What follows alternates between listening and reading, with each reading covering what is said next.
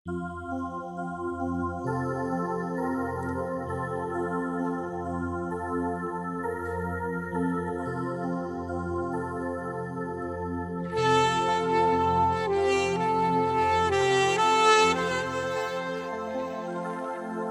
berjumpa kembali, saya Romo Gregory Harapan SWD akan membawakan renungan untuk hari Minggu keempat masa Prapaskah tahun A 2023.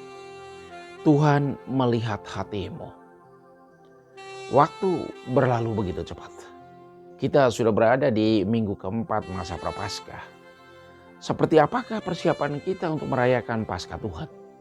Pasti ada banyak kegiatan rohani yang kita lakukan untuk mendekatkan diri dengan Tuhan.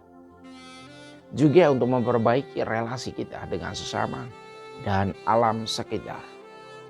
Minggu keempat Prapaskah juga dinamakan Minggu Sukacita, Letare. Tuhan mengajak kita untuk bersukacita karena selalu mendapat penghiburan dan pertolongan dari Allah. Allah selalu bertindak ajaib dalam hidup kita. Ia membuat hidup kita indah pada waktunya. Pertobatan menjadi sumber sukacita karena kita dilahirkan kembali menjadi pribadi yang baru, menjadi manusia baru. Kita melihat pengalaman Daud diurapi menjadi raja Israel. Isai, orang Bethlehem, mempunyai 7 orang anak. Ia mengharapkan Eliab, anaknya yang tegap dan gagah perkasa, yang akan menjadi raja. Tetapi Tuhan berfirman, manusia melihat apa yang di depan mata, tetapi Allah melihat hatinya. Bisa dibaca dalam kitab pertama Samuel, bab 16 ayat 7. Daud adalah seorang penggembala. Ketika Samuel datang ke rumah Isai, Daud masih berada di padang penggembalaan. Daud dijemput dari tempat penggembalaannya.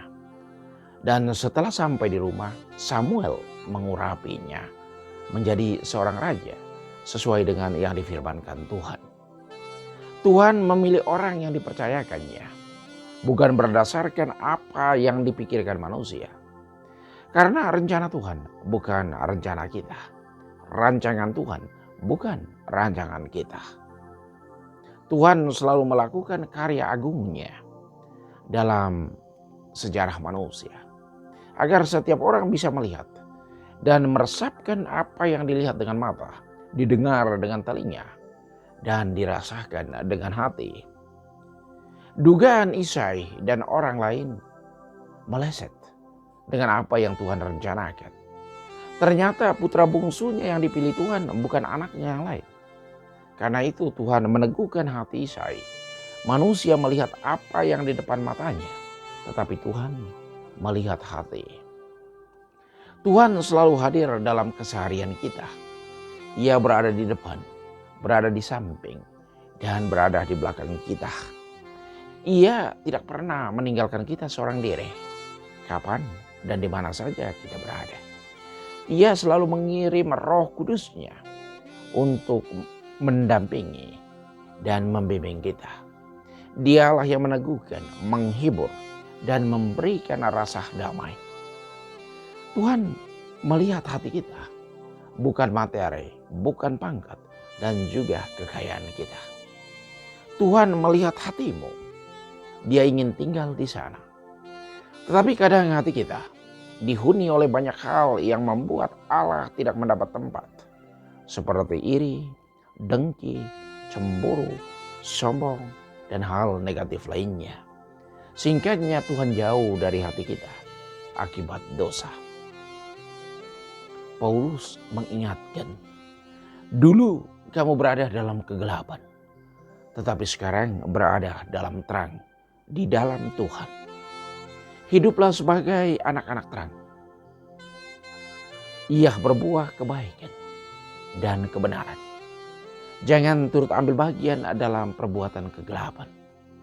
Bisa dibaca dalam surat Rasul Paulus kepada umat di Efesus bab 5 ayat 8 sampai 14. Situasi terang dan gelap adalah situasi yang akrab dengan hidup manusia. Ada siang, ada malam, ada gelap, ada terang.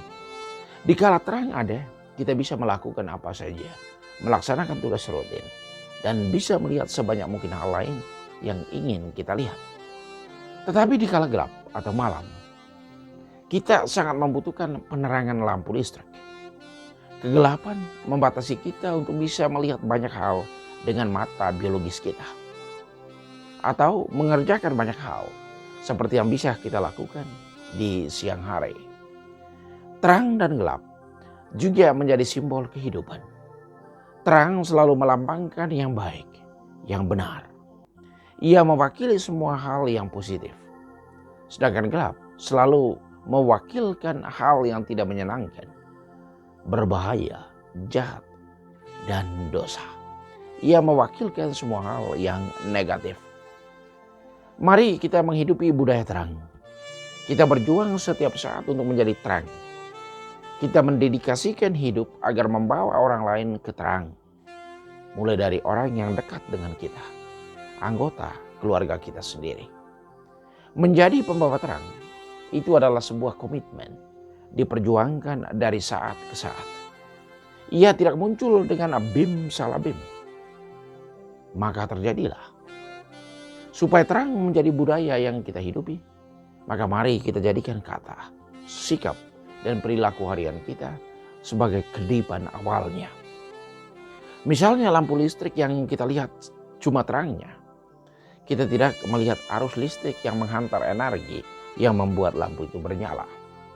Tetapi di saat dia bernyala, kita percaya bahwa ada arus listrik.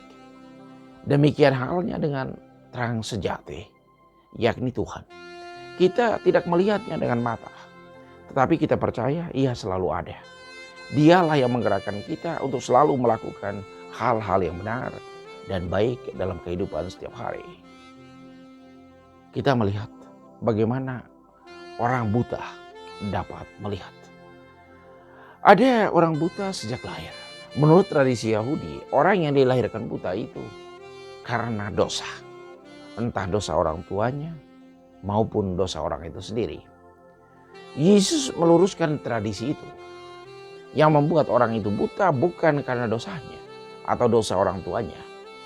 Tetapi karena pekerjaan Tuhan mau dinyatakan dalam dia. Dan Yesus akan mengerjakan pekerjaan dia yang mengutusnya. Yesuslah terang dunia. Pergilah, basuhlah dirimu di kolam Siloam. Orang buta yang membasuh diri itu menjadi melek. Ia dapat melihat. Ia memberi kesaksian bahwa yang melakukan itu adalah Kristus. Dia adalah seorang nabi. Itu bisa kita baca dalam Injil Yohanes bab 9 ayat 1 sampai 41. Dalam kitab suci, kata buta mengandung beberapa makna. Ada buta fisik, ada buta rohani. Kebutaan ini sama-sama membawa penderitaan. Buta fisik adalah hilangnya kemampuan seseorang untuk melihat dengan mata biologisnya. Dan itu bisa dialami sejak lahir dan bisa juga sesudah lahir dengan berbagai alasan. Buta rohani adalah ketidaksanggupan hati seseorang untuk melihat kebaikan Tuhan yang diberikan kepadanya dan sesama serta lingkungan sekitar. Kebutaan rohani jauh lebih parah dari kebutaan fisik. Kebutaan rohani diperparah kalau orang tidak lekas mencari obatnya. Banyak sekali terapi dan alternatif pengobatan agar orang tidak mengalami kebutaan rohani sejak dini. Misalnya dengan rajin mengikuti kegiatan-kegiatan kerohanian bersama, doa, ekaristi, dan menerima sakramen-sakramen lainnya dalam gereja. Juga bisa dibantu dengan melakukan kegiatan amal, kunjungan ke pantai asuhan, kunjungan ke penjara, atau orang-orang yang tidak beruntung nasibnya. Karena itu anak-anak bagus untuk dibiasakan, dibawa ke gereja untuk mengikuti kegiatan ibadat, ekaristi, atau juga kegiatan-kegiatan rohani lainnya. Tujuannya agar hati mereka diperbiasakan untuk terikat dengan Tuhan dan memberi tempat untuknya. Kebutaan rohani sekarang banyak diderita orang. Suami istri banyak yang susah karenanya. Anak remaja banyak yang terperosok karenanya. Pemimpin banyak yang terantuk karenanya. Banyak orang menderita karena rohaninya buta. Kita sangat bersyukur. Sang dokter ulung yakni Kristus selalu ada waktu untuk kita. Ia selalu melayani kita apapun keluhan dan kapanpun kita datang kepadanya. Mari kita membudayakan melakukan terapi dini dengan selalu datang untuk bertemu dengan Yesus kapan dan di mana saja. Anda belum terlambat. Datanglah kepadanya. Yesus mencintaimu. Tuhan melihat hati kita. Ia senantiasa mau supaya hidup kita selalu diperbaharui dari waktu ke waktu. Tuhan memberkati.